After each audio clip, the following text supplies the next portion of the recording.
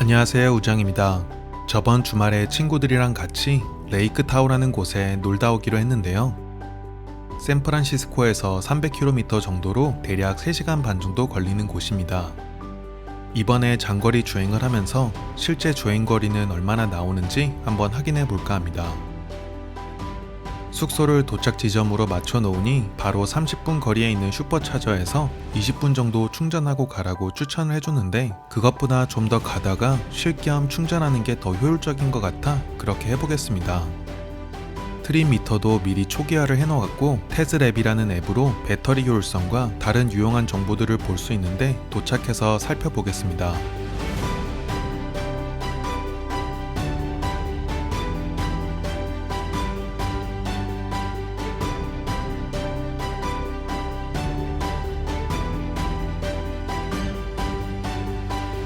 레이크타우로 들어가기 전에 폴섬이라는 도시가 있는데, 여기서 2시간 정도 올라가면 되고 38% 정도 배터리가 남아있을 거라고 해서 여기서 잠시 쉴 겸 충전하고 가겠습니다.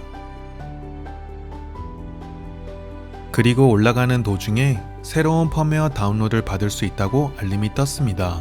바로 다운로드 받으시려면 핸드폰 핫스팟에 연결해서 다운로드 시작하시면 됩니다. 다 받으시면 다운로드 아이콘에서 시계 아이콘으로 바뀌고 보통 3-40분 정도 걸리니 시간 여유가 있을 때 설치해 주시면 됩니다. 슈퍼차저 하시면서 업데이트는 실행할 순 없습니다.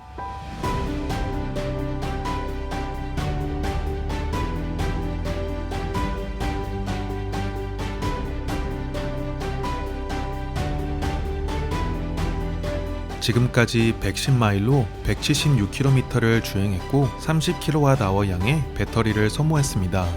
샌프란에서 출발할 땐 배터리가 267마일 남은 상태에서 시작을 했으니 여기 도착하면 157마일이 남아 있어야 하는데 8마일을 더 소모한 139마일이 남아 있었습니다.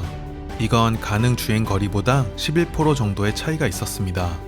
중간에 조금 막혀서 천천히 가긴 했지만 계속 에어컨도 켜져 있었고 2시간 정도는 고속으로 달렸으니 배터리 효율성이 조금 떨어진 것 같습니다.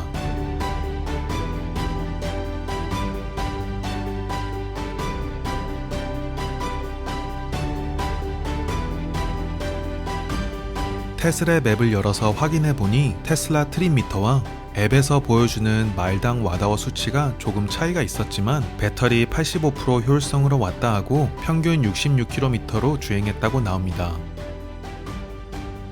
여긴 모두 슈퍼차지 버전 3로 약 30개의 스토리 있는 곳입니다. 주변에 마켓도 있고 해서 숙소에서 먹을 거 장보고 돌아오니 충전이 99% 되어 있었습니다.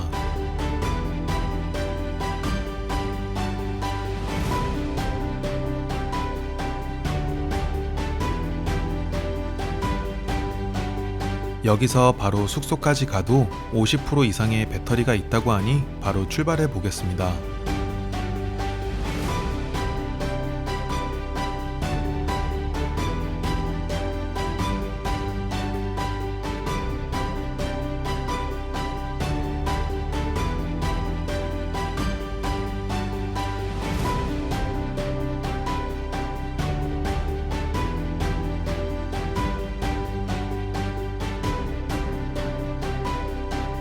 가는 중 공사하는 길이 나오길래 계속 오토파일럿을 테스트해 봤는데요. 처음엔 차선도 뚜렷하고 공간적인 여유가 있어서 잘하나 싶었는데 갑자기 길이 틀어지고 장벽이 너무 가까워져서 오토파일럿을 풀고 직접 운전을 했습니다. 아마 오토파일럿을 풀지 않았으면 벽에 부딪힐 수도 있었을 것 같습니다. 이런 상황에 항상 대비할 수 있게 손을 핸들에 올려놓으시고 주의하시기 바랍니다. 산길로 들어가서는 꼬불길이 많이 나왔는데 거기선 큰 탈 없이 오토파일럿이 잘 핸들해 주었습니다. 코너를 돌 때도 오토파일럿이 알아서 속도를 줄여주긴 했지만 필요 이상으로 속도를 많이 줄이는 편이라 뒷차량은 조금 답답해 했을 것 같습니다.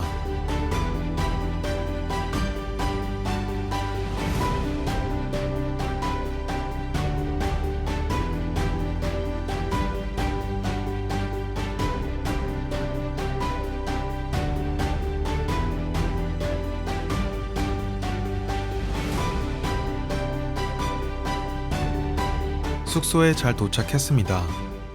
슈퍼차지에서 여기까지 거리는 128km이고 출발 전 492km 주행 가능 배터리가 있었는데 도착하니 겨우 270km만 남아 있었습니다.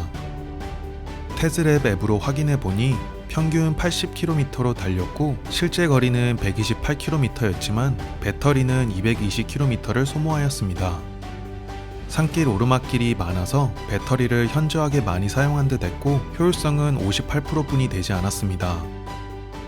운전하는 스타일에 따라 수치가 달라질 수는 있겠지만 일반적으로 고속주행 시엔 테슬라에서 보여주는 주행 가능 길이보다 10%에서 20% 정도 실제 주행 거리와 차이가 있을 수 있고 경사가 심한 산길에 올라갈 때는 배터리의 효율성이 더 많이 떨어지기 때문에 그 점 고려하시고 운전하시면 좋을 것 같습니다.